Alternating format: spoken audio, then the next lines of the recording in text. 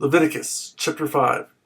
If a person sins because he does not speak up when he hears a public charge to testify regarding something he has seen or learned about, he will be held responsible. Or if a person touches anything ceremonially unclean, whether the carcass of unclean wild animals, or of unclean livestock, or of unclean creatures that move along the ground, even though he is unaware of it, he has become unclean and is guilty.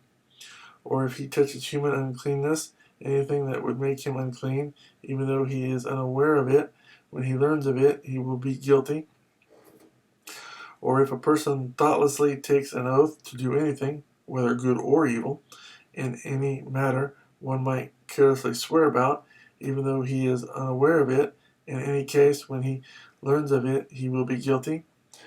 When anyone is guilty in any of these ways, he must confess in what way he has sinned, and as a penalty for the sin he has committed, he must bring to the Lord a female lamb or goat from the flock as a sin offering, and the priest shall make atonement for him for his sin. If he cannot afford a lamb, he is to bring 2 doves or 2 young pigeons to the Lord as a penalty for his sin, one for a sin offering and the other for a burnt offering. He is to bring them to the priest, who shall first offer the one for the sin offering.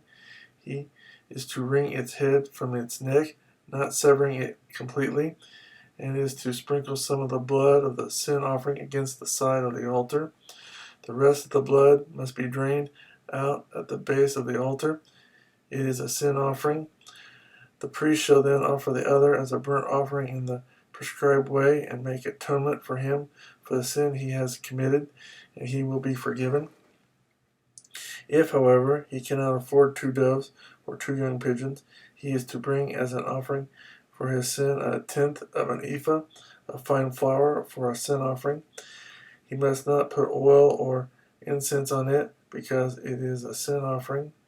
He is to bring it to the priest, who shall take a handful of it as a memorial proportion, and burn it on the altar on top of the offering made to the Lord by fire.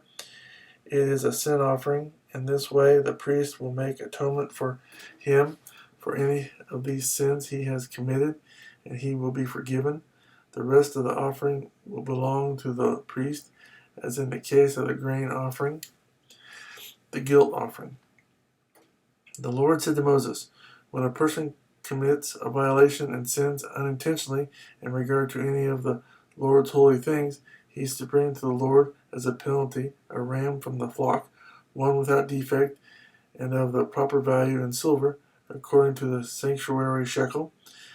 It is a guilt offering. He must make restitution for what he has failed to do in regard to the holy things. Add 1/5 of the value to that, and give it all to the priest, who will make atonement for him with the ram as a guilt offering, and he will be forgiven. If a person sins and does what is forbidden in any of the Lord's commands, even though he does not know it, he is guilty and will be held responsible. He is to bring to the priest as a guilt offering a ram from the flock, one without defect and of the proper value. In this way, the priest will make atonement for him for the wrong he has committed unintentionally, and he will be forgiven. It is a guilt offering. He has been guilty of wrongdoing against the Lord.